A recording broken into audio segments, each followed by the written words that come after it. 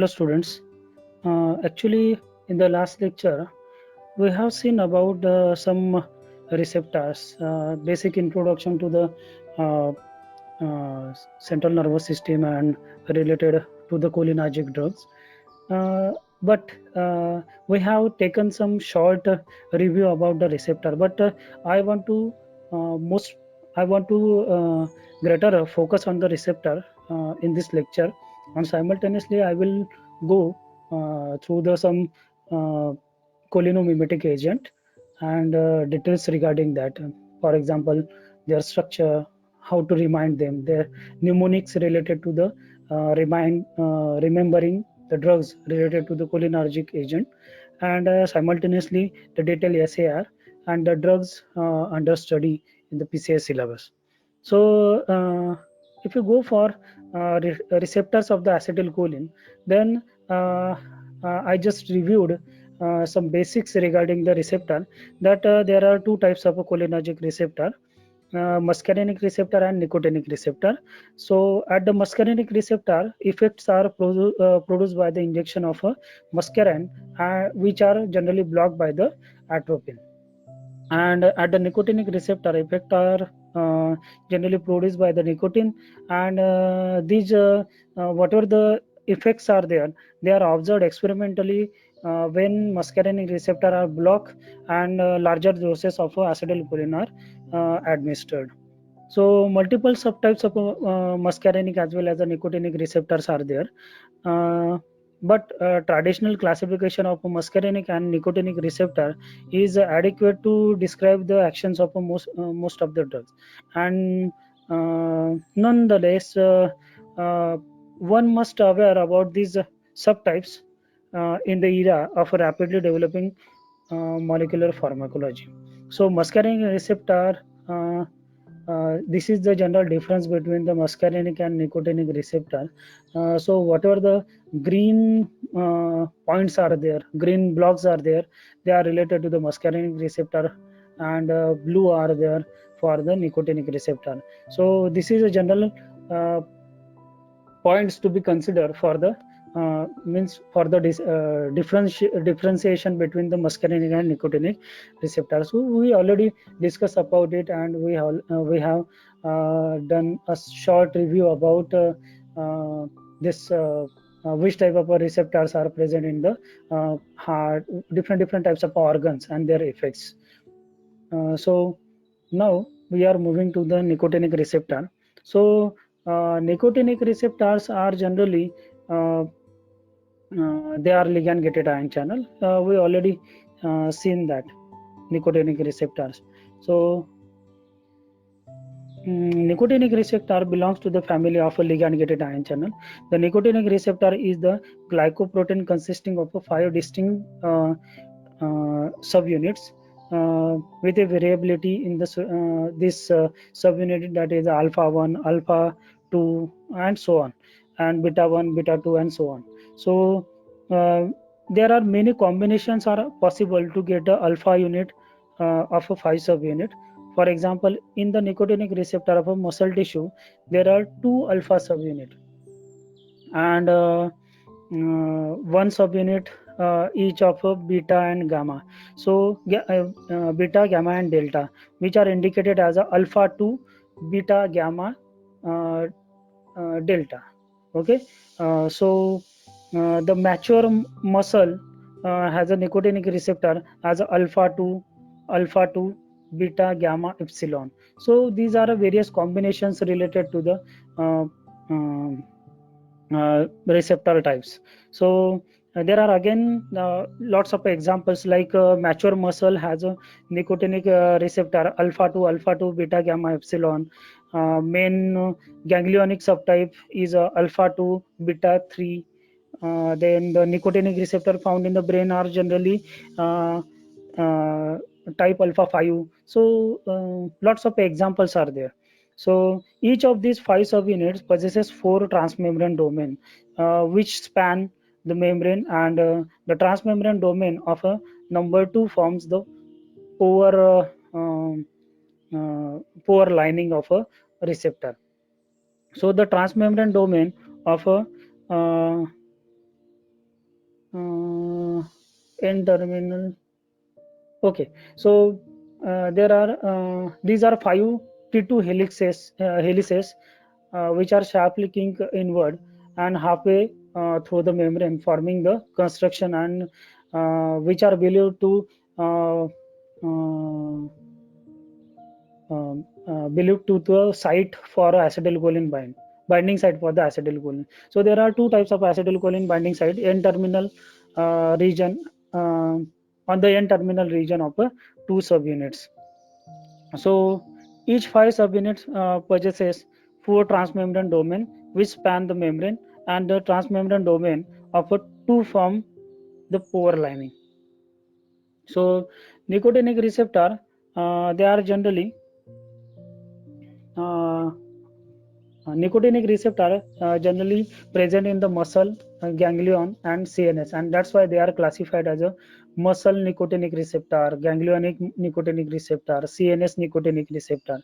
The physiological effect of this uh, acetylcholine on the nicotinic receptor is a temporary depolarization of an end plate region, and this depolarization result in a muscle contraction at the neuromuscular junction, or as a which are occur as a autonomic ganglia or continuation of a nerve impulses. So the total there are main major types are the ganglionic and CNS type. So generally ganglionic type uh, nicotinic receptor, their examples are the agonist, and they having agonist as well as antagonist. So agonist of a ganglionic nicotinic receptor is a acetylcholine, carbachol, nicotine, um, uh, epibutidine. These are the some example as a which are act as a agonist for the ganglionic nicotinic receptor, and antagonist is a uh, mecalamine, then trimethophan. These are the some blockers, antagonist for the ganglionic nicotinic receptor. Simultaneously, CNS type nicotinic receptor, they are generally present in the brain, and uh, uh, pre and post synaptic cleft, as well as there are generally examples are the nicotine as a agonist, then epibutadine, acetylcholine, cytosine. So these are the agonists for the CNS nicotinic receptor. Then their antagonists are the mecalamine, then methyl aconitin. So some example, these are the antagonists for the uh, CNS nicotinic receptor. So now we are moving to the muscarinic receptor. So muscarinic receptor, they are generally uh, most probable site for action of acetylcholine. So there are two types of a model present in the uh,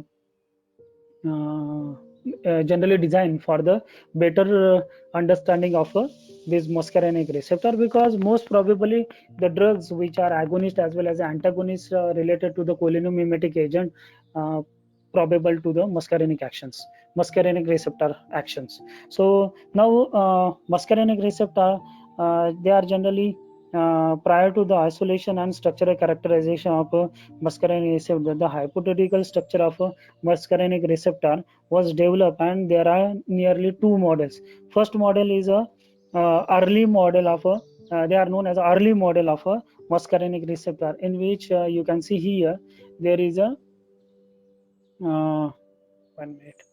Uh, mm.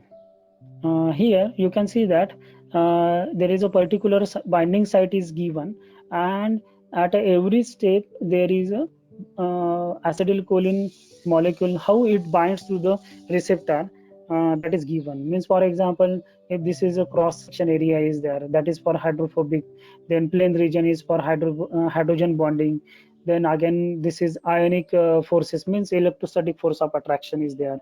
This one is electrostatic force of attraction. Then the straight vertical lines, they are representing hydrophobic forces. So but generally this model fails because there are some reasons that generally the negative charge generally uh, this model shows the ionic bonding of acetylcholine to the receptor by the electrostatic attraction between the positive charge of a quaternary nitrogen and negative charge at the anionic site of a receptor, this one. So the negative charge on the receptor may be provided by the carboxylation of a amino acid uh, as aspartic acid, glutamic acid, or other binding sites or other binding forces like that of a hydrogen bond between the esteric oxygen. This one is a esteric oxygen. Uh,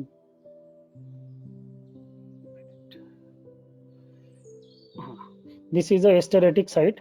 So uh, there may be a chances of other binding forces like hydrogen bond between the ester oxygen of acetylcholine and hydroxyl group of amino acid like that of a serine.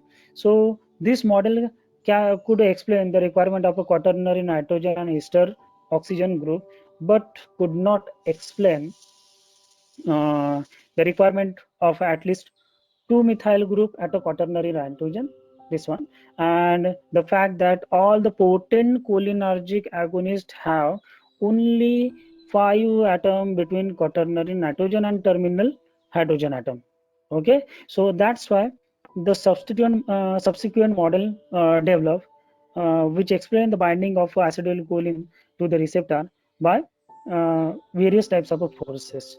So that's why the another model developed, that is uh, in which there is a proposed that the binding site that accommodates quaternary nitrogen of acetylcholine and muscarine, which is known as a site 1, this one, and this site is at a distance 3 angstrom from the hydrogen bonding site. Okay, hydrogen bonding site, uh, which is known as a site 2, and which bind to the ester oxygen of acetylcholine and ring nitrogen of a muscarine. Okay, so at a 5.7 Armstrong, there is a which is from a site 1, that is a site 3, which interact with the C double bond O of acetylcholine, this one. Okay, so uh, and OH of a muscarine. So these are the specific shape triangular shape model which is generally developed, which is a newer one and better one. So on the basis of that, the methyl group are held by the hydrophobic as well as the van der Waals forces, and better understanding is given by this receptor model. So here you can see that there is a site 1, site 3. Okay, then again, so explanation of this one is that the molecular cloning established a molecular structure and subtypes of a muscarinic receptor uh, is generally shown here. The muscarinic receptor, G protein coupled receptor, like all the other GPCR muscarinic receptor, are anchored to the residues, and they consist of 7 transmembrane domains. Okay, these are the 7 transmembrane domains. Each transmembrane domain is made up of alpha helix of about 20 hydrophobic amino acids. Okay, these are made up of 20 hydrophobic amino acids. The transmembrane domain are joined by 3 extracellular loops and 3 intracellular loops. Okay, 3 extracellular and sorry, um, 3 extracellular. These are the 3 extracellular, and these are the 3 intracellular uh, loops.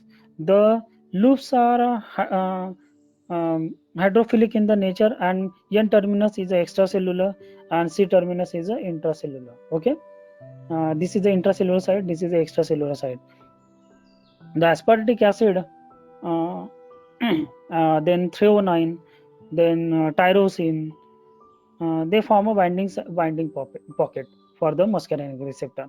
So simultaneously their positions are also given, like that of aspartic acid is present at a 105, then threonine present at a 189, then tyrosine has a 381 in this transmembrane domain. Okay, so transmembrane domain, it is known as a TMD. Okay, so TMD3, TMD5, TMD6. So on the basis, see, this one is a TMD 1, 2, 3, 4, 5, like that. So on the basis of that, their positions are generally determined. So the guanine nucleotide regulatory protein, to which these receptors are coupled, are composed of a three subunit, alpha, beta, and gamma. These are the alpha, beta, gamma. Actually, it is a G protein coupled receptor, so that's why it contains these three subunits, and to which the receptor are coupled. So they are composed of a three subunit, alpha, beta, gamma, which link to the receptor to the effector. Effector means the particular site where the action is desired. Then which in turn produces the second messenger. So when means whatever the G protein coupled receptor is related to the particular actions, means when particular drug is bind to the receptor at a particular site in the receptor, then there is a series of or a chain of catalytic enzymatic reactions, and on the basis of that the reaction proceeds, and the some mechanical changes or some catalytic changes happen into the cell, and the action of a drug ceases.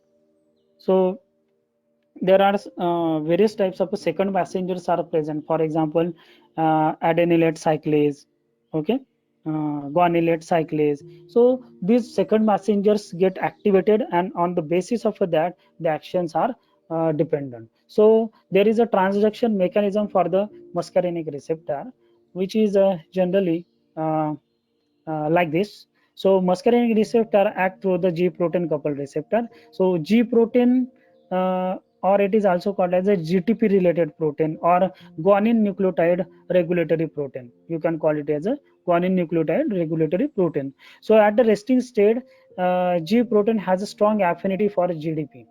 Okay. See here, you can see that. See this one.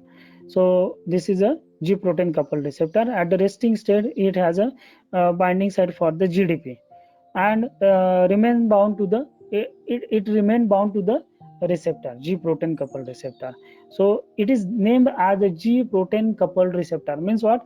GDP bind to the G protein. So that's why it is a coupling reaction between them, and it is depending upon the particular conformation of a receptor at the resting stage as well as at the active state. Means whenever there is activation, there is a conformational changes happen, and the binding of a GDP to this receptor get changes, and it will get thrown out from the receptor. So this is the transaction mechanism behind the G protein coupled receptor. So in the resting stage, the G protein has a strong affinity to the GDP, and it remains bound to the receptor. So the changes occurring to the receptor, means conformational changes happen, which are conveyed to the G protein, and then conformation of a G protein changes, and now the G protein loses its affinity for the GDP, and GDP get displaced from the displaced by the GTP. Now GTP get bind.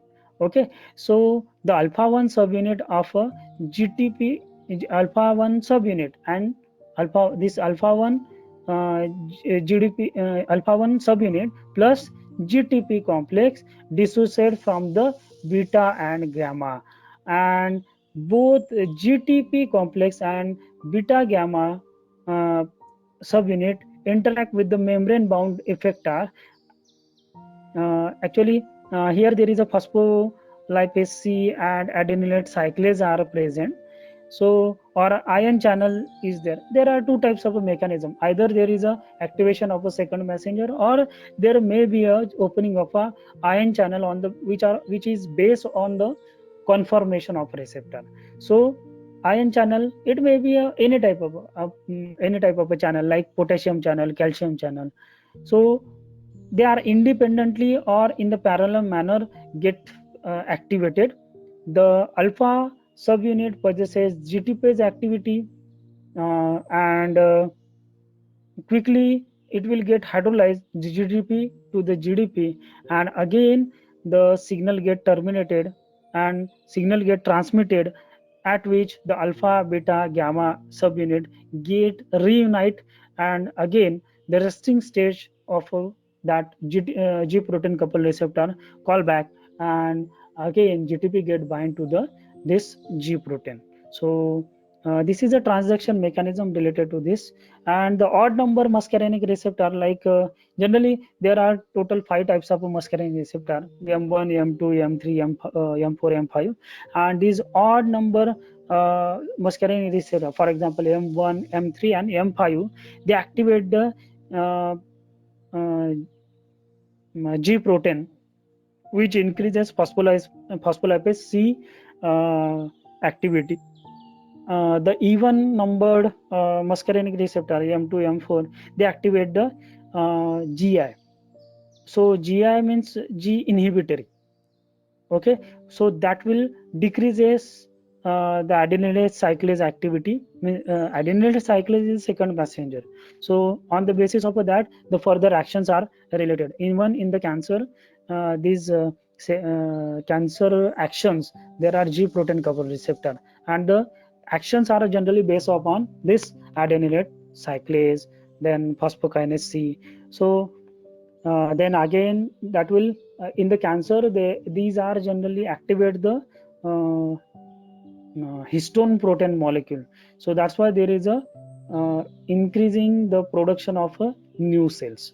Okay, so these actions are generally related to the same type of a G protein couple receptor are generally present in the means that is a muscarinic receptor. So here if M2 and M4 are there, they activating GI, and odd number muscarinic receptor M1, M3 and M4, they activate the GQ.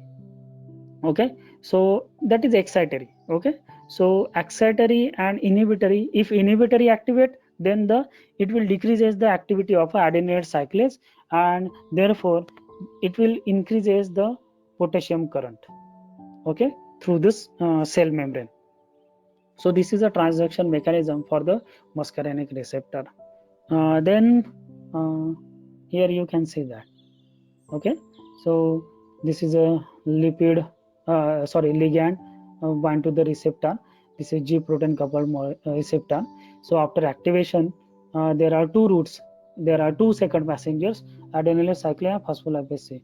If adenylate cyclase activates, adenylate cyclase here, generally if this receptor is a even number, then it inhibit this, and if these are odd number M1, M3, M5, then it activates phospholipase C, and therefore it has a contractile or ion channel actions. Okay, and if it is an inhibitory action, then the enzyme, this is a PK activation and second messenger activation, and further actions are related.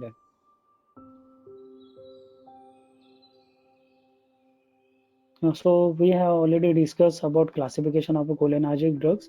They are classified into three types: direct acting, indirect acting, and muscarinic antagonist.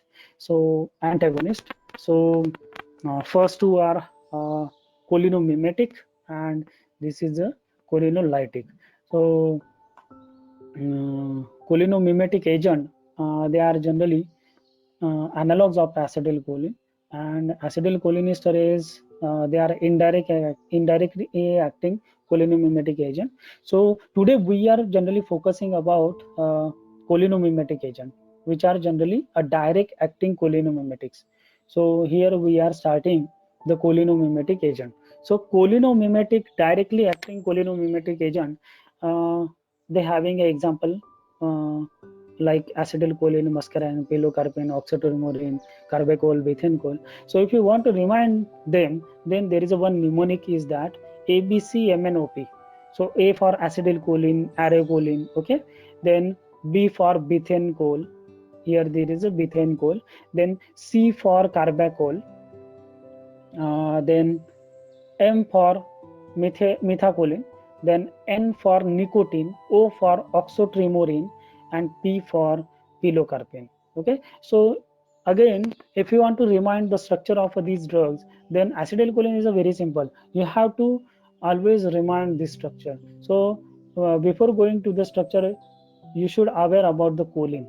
So what is the choline? Choline means what? It is a quaternary nitrogen containing it contains a alpha uh, means it contains a this type of functional group means uh, at the beta position there is a oxygen and quaternary nitrogen is there.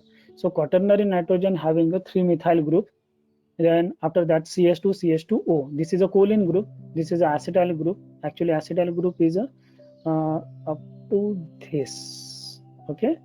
CH3 C double bond O O. So this is the acetyl group. So that's why it is named as acetylcholine. Then if you want to remind the structure of a methacholine, so it is again the analog of acetylcholine.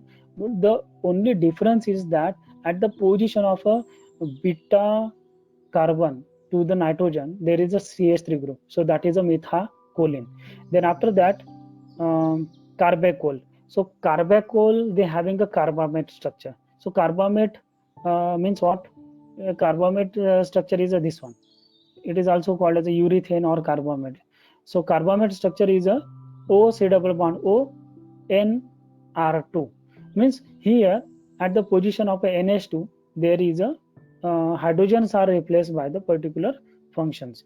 So here we are taking a general example. So that's why carbachol having a NH2 at the position of a CH3 of a acetylcholine. Other structure is similar to that of acetylcholine. Only the difference is that at the CH3 there is a NH2. Then in the beta choline, bethane coal, there is a beta beta methylcholine. It is also called as a beta methylcholine. So bethane coal having a similar structure that of a carbachol. The only difference is that at the beta position there is a CH3. Okay, so actually this bethane coal is a combination of a carbachol and methacholine. Carbachol and methacholine, it's a combination. Then after that, muscarine.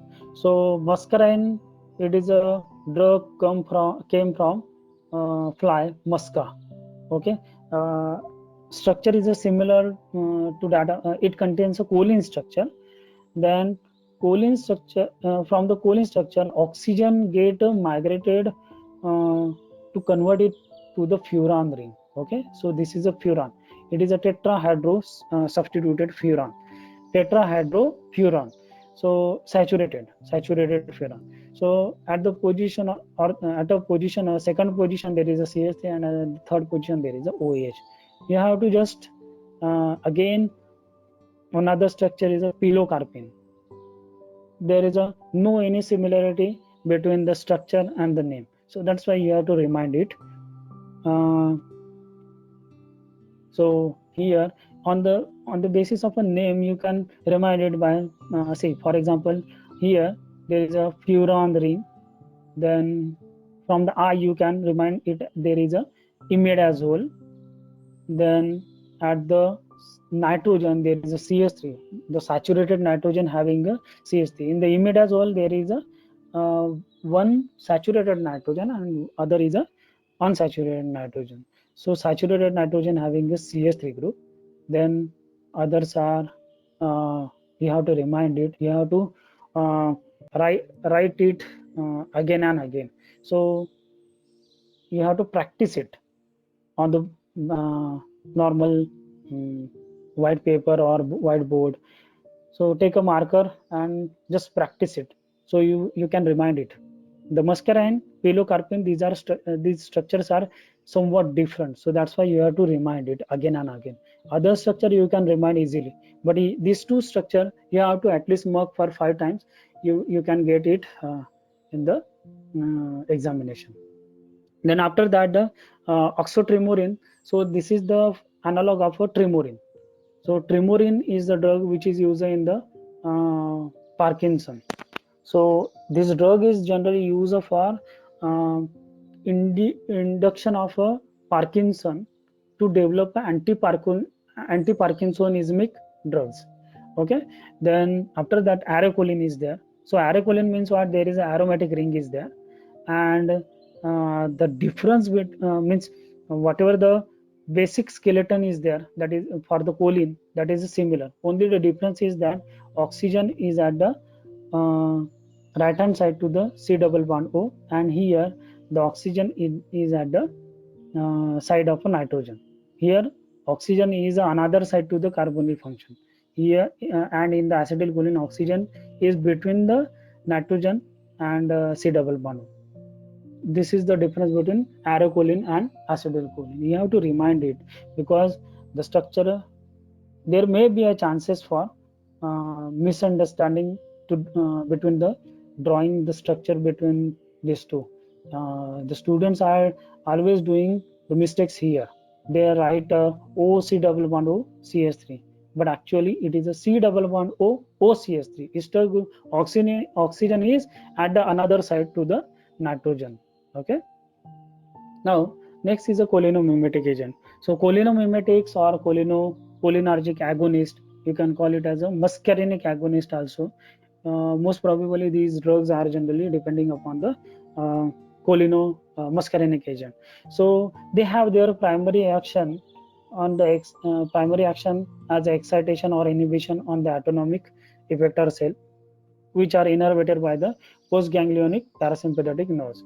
So they differ from the acetylcholine, like their selectivity, their chemical stability, their resistance to hydrolysis by the cholinesterases, and their duration of action. So on the structural basis, cholinomimetic agents are divided into acetylcholine and its synthetic analog, and natural occurring and synthetic alkaloids. So cholinesterase, and third one is a cholinesterase inhibitors and anticholinesterase or ganglionic stimulant. The last two categories, they do not act at the postganglionic cholinergic effector side. So they produces their effect by acting indirect way. So we will take it, we will go for it in the next lecture. Okay. Now we are generally focusing on these two classes. So first, there is a requirement. What are the requirement for the cholinergic agonist? So first is their stability to the acid which is present in the stomach, and their stability to the esterases. Okay. So then next is their selectivity for the cholinergic receptor. Then selectivity between the muscarinic and nicotinic receptor. Most probably they should have a muscarinic action rather than nicotinic action. Then their knowledge, you should have a knowledge of a binding site, means drug having knowledge of a binding site, and last one is a SR of acetylcholine. So these are the primary requirement for the designing of a cholinergic agonist. And this is because there are poor therapeutic agents generally discovered uh, because of a following because of some property, their properties. Like first is the rapid hydrolysis in the aqueous as well as the acidic and alkaline media, and simultaneously the acetylcholinesterase present in the serum as well as a brain tissue. uh, they generally metabolize it very fastly, then because they having a similar structure to that of acetylcholine. Then there is a good water solubility, and therefore the pK uh, is greater than 5, and therefore they having a poor lipophilicity, and therefore poor absorption and in the through the blood-brain barrier. Then they are non-selective, they are non-selective pharmacological effect, because they are acting centrally, not peripherally. If they are acting centrally, so that's why they're having lots of actions. If you are acting on the central nervous system, then there are further actions there. Most of the actions are branched. So that's why if you trigger at the prior state, then it will affect onto the lots of effectors. So that's why they are non-selective for the pharmacological effect. Then uh, there are two types of agonist, nicotinic and muscarinic. So here the structure of a nicotine and muscarine is like this. The muscarine having a furon ring, and nicotine having this type of a structure. It having a pyrrole. Okay, both having a different structure. The advantage of this is that they having a more stable acetylcholine, more stable than acetylcholine, and selective for main cholinergic receptor side. And disadvantage is that they activate the receptor for other chemical messenger, and most of them having the side effects.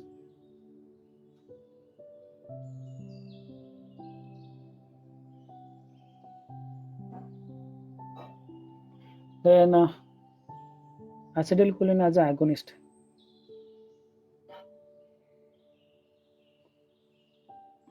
Acetylcholine is a natural messenger which is already present in our brain, as well as it can be easily synthesized. So these because the structure is a basic structure, and disadvantage is that they are easily hydrolyzed in the stomach, then easily hydrolyzed in the blood because of a presence of a butyrylcholinesterase. See, there are two types of esterase present. In the brain, there is a acetylcholinesterase, and in the peripheral side, means below the brain, in the blood, there is a butyrylcholinesterase. So both affect your concentration in the blood, and that's why if they metabolize your drug, that will decrease the concentration, and simultaneously the effect is also lower as the concentration is lower. Then non-selectivity between the receptor type and to the various targets also. Then muscarinic agonist, the acetylcholine, this is the structure of acetylcholine. Here the quaternary ammonium group is there, then ethyl group is there, then acyloxy group is there. So these are the some properties, like see, this acyloxy group undergoes rapid hydrolysis by the acid in the GI tract uh, if you orally administered it, and pseudocholinesterase in the serum. And then if quaternary ammonium group is there, that it impart excellent water solubility, but poor, and therefore it is poorly absorbed for the lipoidal membrane, and because of high hydrophilic and ionic character.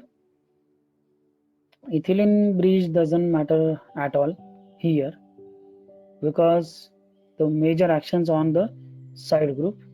Then prototype, um, these are the properties of a acetylcholine. It is a prototype of a muscarinic and nicotinic agonist, used in the ocular surgery to produce the meiosis, but need to be reconstituted immediately before the injection to the anterior chamber due to the aqueous instability, generally used in a glaucoma. So it cannot be administered topically, because it is not a lipophilic enough to penetrate through the cornea. So that's why we have to take it by the injections. So see, acetylcholinesterase get hydrolyzed in every media. Either it may be a, say, hydrolysis is of two types, acidic as well as a basic.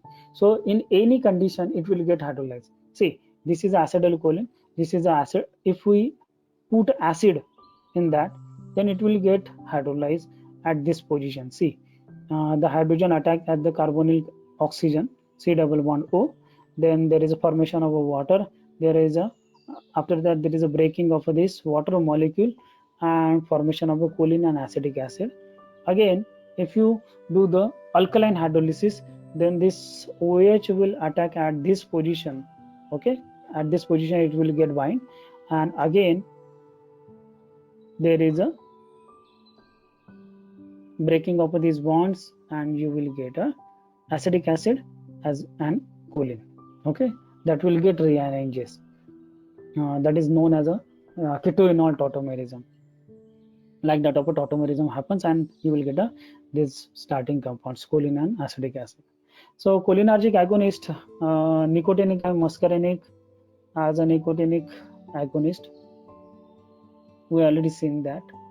See, this is the major binding sites for the acetylcholine to the particular muscarinic receptor.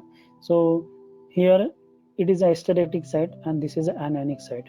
And here the quaternary nitrogen of acetylcholine, this is the bridge, and this is a your C double bond O, means acetyl group, acyloxy group. So acyloxy group bind at the esteretic site onto the muscarinic receptor, and quaternary ammonium will bind at the anionic site of a muscarinic receptor. So here you can see that this is acetylcholine molecule. This is a hydrophobic pocket where the CH3 of acetylcholine that will form van der Waals type of interaction. See this one, then here again there is a hydrophobic pockets, then this is asparagine that will interact with the cationic sites of a acetylcholine, and the C double bond O will form a hydrogen bond with the ASN. So here you can see that which type of interactions are present. Van der Waals interaction, then this is the ionic bond between this, and here it forms a hydrogen bond. Okay, then again there are possibility of dipole-dipole interaction between quaternary nitrogen and a hydrophobic aromatic ring in the binding sites. So here you can see that the quaternary nitrogen induces dipole in the aromatic ring. See, like this. So this is known as a van der Waals interactions. Now active conformation of a acetylcholine, I want to most probably talk on this topic, that is stereochemistry of acetylcholine. The acetylcholine, due to the relatively unrestricted rotation about these single covalent bonds, acetylcholine can be exist in the number of a conformation. So you can see that there are number of single bonds, and that's why there is a free rotation across the carbon-carbon single bond. So this conformational isomerism has been studied with respect to the ester oxygen and quaternary nitrogen, resulting in the rotation about this rotation about this carbon and CN and CO. So that's why simultaneously here there is again rotation. Okay, so this on the basis of this rotation there is a formation of a number of a conformation. And if you heard about torsion angle, so torsion angle is defined as a it is an angle between two planes. Means, for example, if you consider this oxygen, carbon and nitrogen, then the torsion, if you see from this angle or this angle, you will see the particular torsion. Okay, and that torsion is denoted by the tau. So torsion angle has a positive sign when the bond of a front atom is rotated to the right, which is eclipse the bond at the rear atom. Okay, means for example, if you are watching from this side, then if this bond is rotating this direction, then it is a then your theta, then your tau is a positive, having a positive sign. Then after that, you can see here, see this nitrogen, carbon, carbon and oxygen, these are the planes, and these angles, you can see that is a torsion angle. If you're watching from this side, you will get a torsion angle. So on the looking at the structure, this see anti-periplanar, then synplanar. What type of terms are these? So syn means same side, anti means opposite side, planar means on the same plane. Okay, syn and anti, syn and peri. So syn periplanar, anti periplanar. So periplanar means exactly same plane. Okay, and cleanal means what? They are in the different, they are on the different plane. So here you can see that the if you look at the every structure of this slide, then anti-periplanar conformation is stable because of a bulky group. Okay, this is a stable.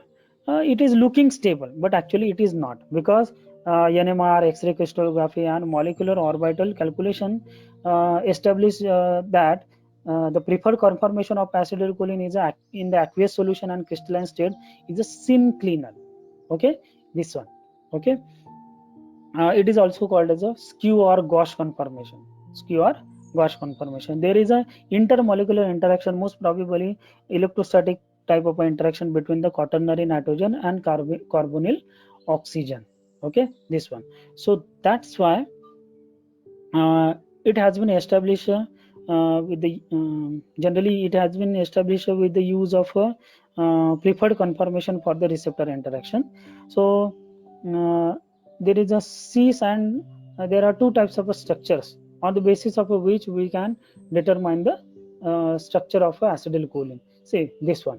So this ACTM means what? 2 acidoxy cyclopropyl 1 trimethyl ammonium iodide. Okay, what is that? 2 acidoxy, this 2 acidoxy C for cyclopropyl, then T for trimethyl ammonium iodide. So on the basis of these structures, it has been established that see here we have taken the cis and trans, both example. This is a trans, these both are opposite to each other, here both are on the same side. So on the basis of this, it has been suggested that acetylcholine most probably would react with the muscarinic receptor in its least favored, that is a anticlinal conformation rather than synclinal. Okay, so this is a muscarine. These are the some examples.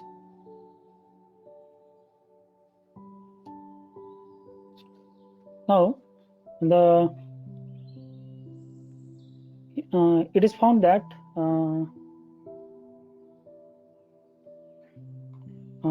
trans having okay, it has been found that the trans conformation is equal or more active than the acetylcholine, and which is more active than and much more active than negative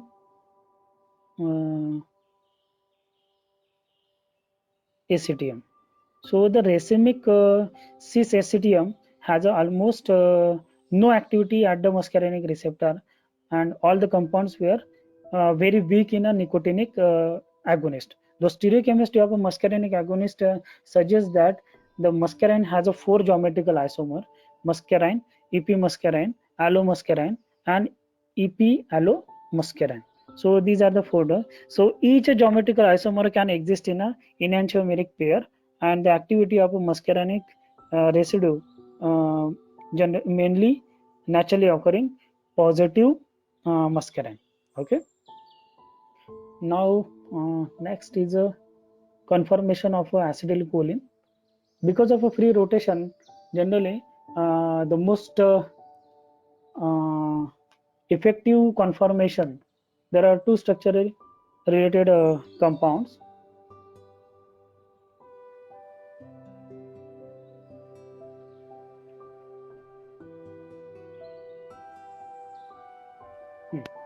So two structure represented.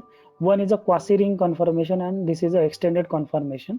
This quasi-ring conformation means what? Here the cationic and anionic region of acetylcholine get closer to each other and form a ring-like structure, which is known as a quasi-ring conformation. It is also called a pseudo ring conformation. And extended conformation is this one, means both are away from each other.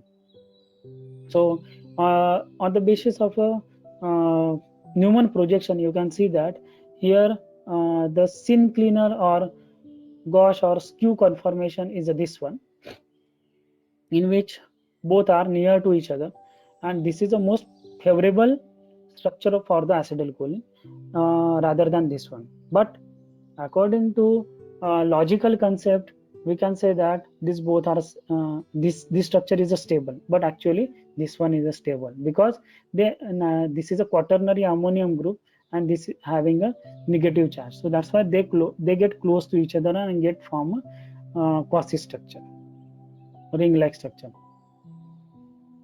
So here you can see that the muscarinic receptor, the distance between nitrogen and oxygen is shorter, while in the nicotinic receptor the distance between these are longer. So that's why they're having a different actions. So number of if the rotable bonds are locked, then you will get a specific action. So it will restrict the number of possible conformation, and therefore it having a specific action onto the particular receptor. And that's why if your distance is a uh, proper, then it will act on a particular receptor. Okay, so if your distance is a lower, then it will act on the muscarinic receptor. If your distance is a greater, then it will act on the nicotinic receptor. And because of a presence of this rigidity, your structure having a lesser conformation than that of acetylcholine, and they will get specific.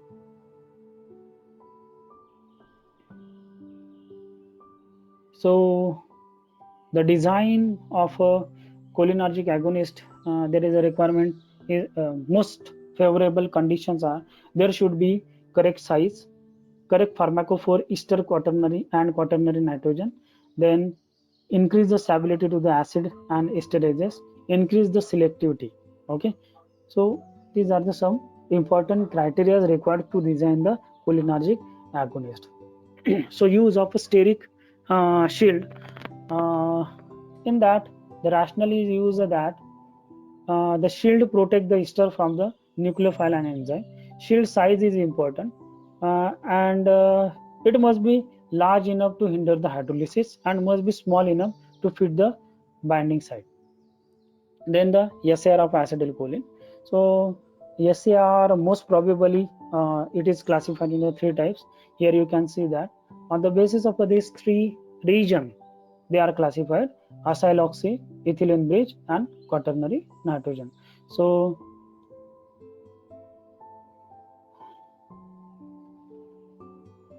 uh, so here the first requirement is that quaternary nitrogen is essential.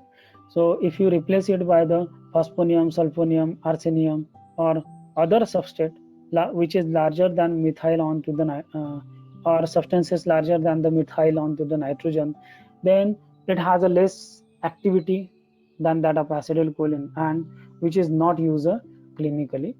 There are some exceptions like nicotine, pilocarpine, and aerocolin, which does not have this quaternary nitrogen. Then presence of a 3-methyl group is needed for the agonistic activity. Then changing the 3-methyl group by the higher alkane or hydrogen also causes losing the activity. Replacement with this sulfur removes the positive charge and causes reduction in the activity. Replacement of arsenic or phosphorus maintain the positive charge, but still it reduces activity because of a hydrogen bonding. Then if R is CS3, then the compound is active. Then if R is a CH5, then R means this RR. Okay. Then if it is at the 3-methyl, there is a 3R. So if you are all R of CH3, then active. Then CH5 antagonist. It means it will get directly reverse the activity. Then if R is a C3H9 or higher alkyl, then they are inactive. If only one of the R is a ethyl or propyl, then active, but less. It will remain less potent than that of a acetyl. If any or all R is equal to H, then the activity decreases. So means what? The quaternary nitrogen is essential. You can't replace it. You cannot replace it. So on the basis of a you means the conclusion is that positive charge needed and should be on the nitrogen only. Possible when it bind to the four atoms, that is quaternary form is needed. Then next is a ethylene bridge. So this is very important that the distance between this oxygen and nitrogen is essential. Here the nitrogen is remain. So it distance from the quaternary nitrogen to the ester is important. Ethylene bridge is required. This bridge is required. So again, if you increases the length, activity decreases. If you decreases the length, activity diminishes. So on the basis of this, there are some modifications are done, and on the basis of a activity of this modification, these are the some conclusion. So if you study the series of n alkyl or trimethyl ammonium salts, there is a Young's rule of 5 is applied, that is a Lipinski rule of 5. So for the maximum muscarinic activity, there should be at least 5 atoms between nitrogen and terminal hydrogen, means from this to hydrogen of this methyl. So 1 2 3 4 5, this here the carbon is there. So these 5 atoms are required for the maximum activity. Then replacement of a hydrogen atom of ethyl bridge by the alkyl produces less active compound, except when the single hydrogen is replaced by the methyl group. Either at alpha or beta position, you will get a better activity. Then means at this position, this one. Then after that, the presence of a methyl group beta to the quaternary nitrogen increases the muscarinic activity. For example, methacholine. So this is a methacholine. So if you increase the presence of a methyl group, this one, at the beta position to the, this is alpha position, this is a beta position. At this beta position, methyl group is present, then it will increases the muscarinic activity. High selectivity of a muscarinic action is due to the orientation of a methyl group of a methylcholine in the same position as the methylene group in the muscarine. Okay, this one. Then moreover, the added methyl group hinder the attack of a esterase enzyme, that slows down the enzymatic hydrolysis. This methyl that will alter the means it interferes with the binding of a esterases and your drug, and that's why the active hydrolysis diminishes and your compound will get more active for the greater period into the particular synapse. Then the methyl group alpha to the nitrogen increases the nicotinic activity. For example, acetyl methylcholine. If the hydrogen from the alpha carbon to the nitrogen is replaced by the methyl group, it gives the acetyl alpha methylcholine and has a greater nicotinic activity than the muscarinic activity. Means if your hydrogen from alpha carbon to the nitrogen is replaced by methyl group, we already seen that in the methylcholine. Then the addition of a methyl group to the one of the carbon on the ethylene bridge result in a asymmetric center, which will exhibit optical isomerism. Then muscarinic receptor and acetylcholinesterase displays the stereoselectivity for the enantiomer of a methylcholine, as a S positive methylcholine is equipotent with the acetylcholine, and R negative methacholine is a 20 times less potent than the acetylcholine. Means if you changes the position, say, due to this there is a chiral center generated, and this chiral center affect your activity. Okay, means S positive is active equipotent, and R negative is a 20 times less potent than the acetylcholine. Then S positive methacholine is hydrolyzed by the acetylcholine at about half rate of a acetylcholine. So that's why it has a greater, it will get a. Then R negative, it is not get hydrolyzed by the acetylcholine, but is a weak competitive inhibitor for the enzyme. So the methacholine has a longer duration of action than the acetylcholine. Then after that, acyloxy region. This acyloxy region, this is very important. First of all the groups in the acetylcholine are important. Okay, then after that, if you do the modification at the acyl group, so acyl group substituted by the higher homologs, less active compound. Then choline ester of aromatic or higher homologs, they are acting as an antagonist. This is very important. Means at the position of a CS3, if you put an aromatic ring or any higher analog, means for example C2H5, CS, C3H7, then your activity will be antagonistic, not agonistic. It will not remain as a cholinomimetic. It will get converted into the antagonist, cholinolytic. Then when the terminal methyl group replaced by the NH2 group, then it is equipotent, and which is active for the muscarinic as well as a nicotinic receptor. Then the carbachol is stable to the hydrolysis and has a right size to fit the cholinergic receptor. Then the carbamic acid ester of is also a therapeutically active agent and stable than that of acetylcholine. Then prosthetic distance in the acetylcholine means, for example, ketonic oxygen means C double bond O, oxygen of a C double bond O to the methyl, and that is a 7 Armstrong, and the ether oxygen and the methyl, that is a 5.3 Armstrong. So the interprosthetic distance for the acetylcholine, methacholine, carbamylcholine, then urocholine, they are all same. So we can say apparently that if the interprosthetic distances are optimal, receptor on the cell do not differentiate between the ether, ketone, ester, and acyloxy oxygen atoms. So in the carbachol, the size remains same to the acetylcholine. So it becomes apparent that the size doesn't matter.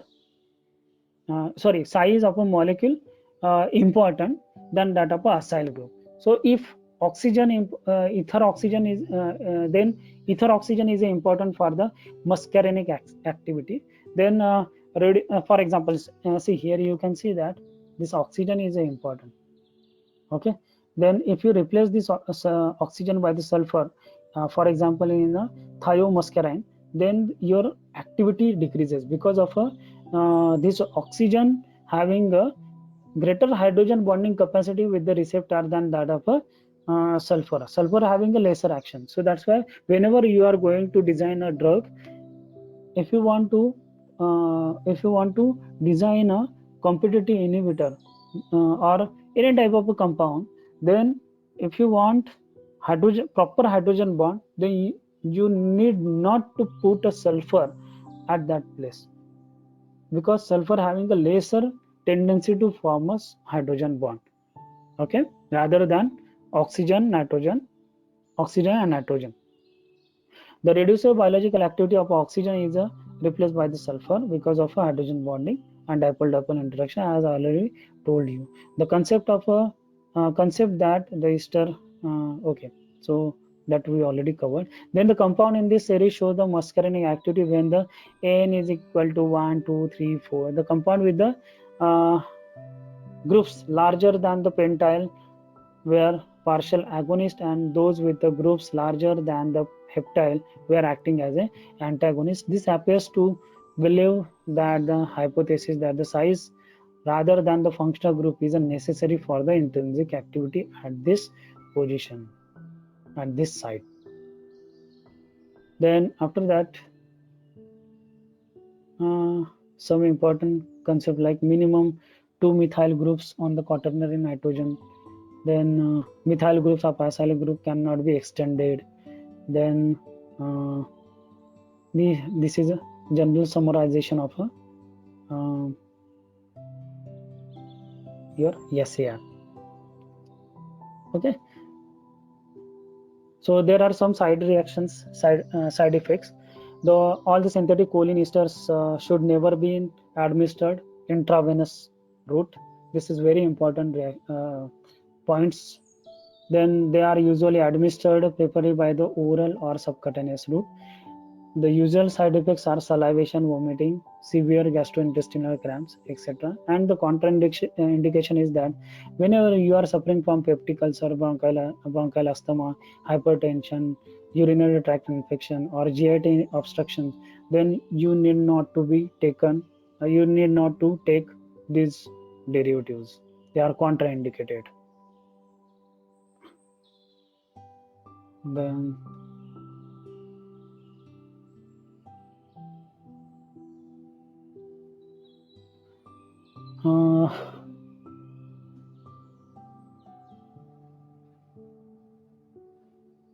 then after that, so in our syllabus there is a carbachol is there.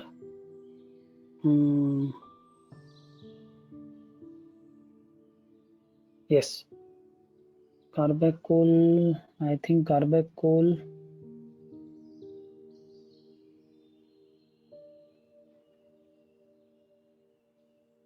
Yes,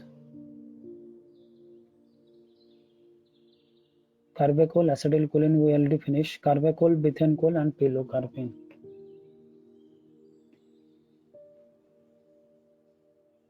Oh, so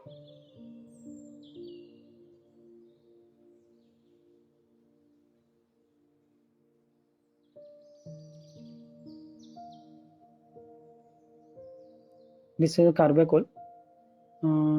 Similar structure to that of acetylcholine, and only the difference is that at the position of a CH3 there is a NH2. This group is known as a urethane.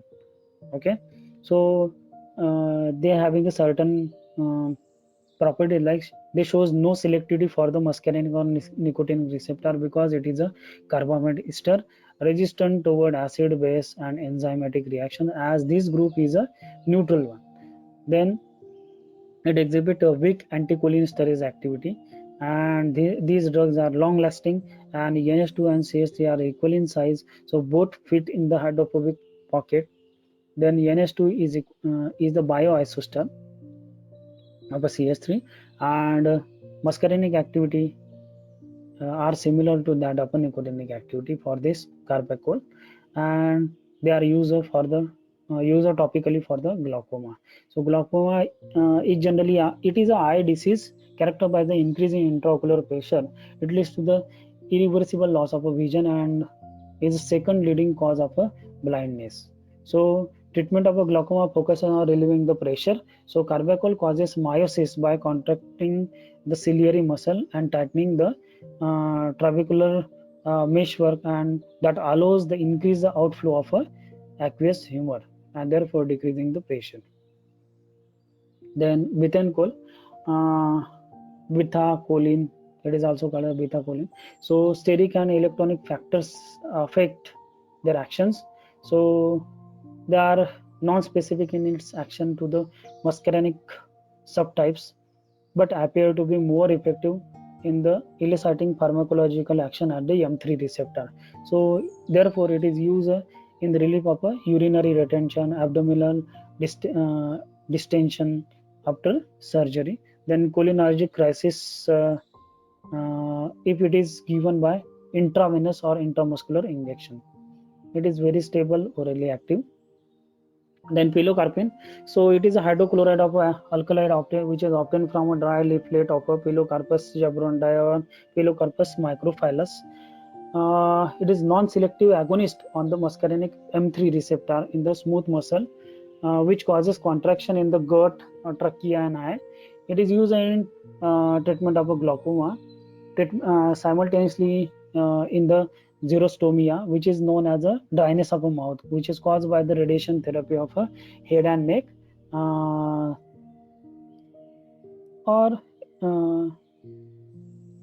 again loss of a psychotropic drugs causes dryness of a mouth. So for that purpose, this pilocarpine is taken. Then pilocarpine is marketed as a tablet of Salogen. So this question is asked in the GPAT examination. Then ophthalmic solutions and it is also available in the ophthalmic solution and gels. It penetrates the eyeball and myotic choice for the open angle glaucoma to terminate acute angle closure attack. It also uses for the treatment of a xerostomia, which is caused by the radiation therapy. This stability of a pilocarpine, it is not needed. Actually, their epimerization as well as hydrolysis causes the inactive form of a pilocarpine. So epimerization does not believe to be serious problem in the drug is probably stored because the drug is inactive. If it is inactive, metabolite get excreted from the body. So its solution stored at the room temperature, but gel should be refrigerated and able to be second with expiration date when dispensed. Okay. So these are all are related to the cholinomimetic agent. Here we have finished this.